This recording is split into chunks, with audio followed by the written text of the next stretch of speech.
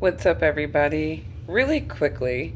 So, Diddy's assistant is being questioned right now, and he says a couple of interesting things to me, and they kind of co sign just some of the opinions that I had in previous videos.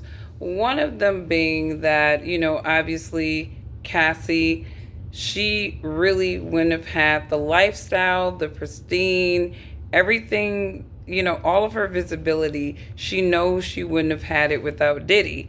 And so, again, some people are willing to put up with a lot of stuff to have fame and fortune.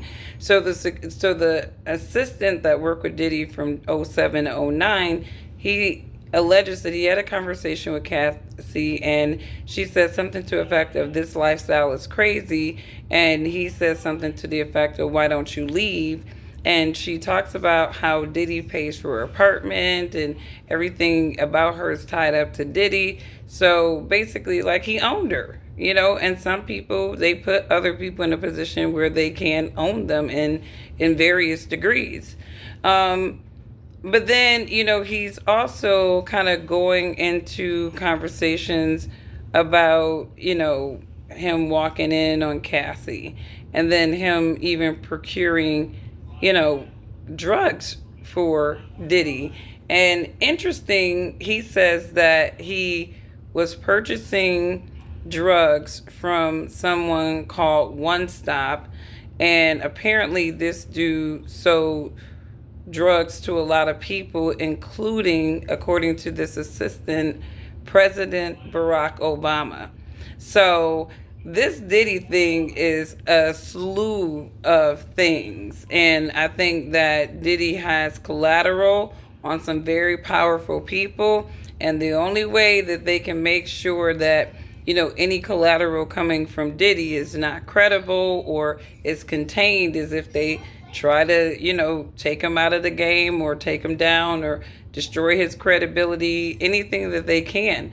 We will see what happens in this, but I said this screams takedown, and the way that these people are talking, it just screams in even more. He's making some interesting arguments or allegations in his testimony, and so maybe I'll do a live stream later, but let me know what you guys think. Again, you guys know what I think about the situation. I don't think the guy is innocent.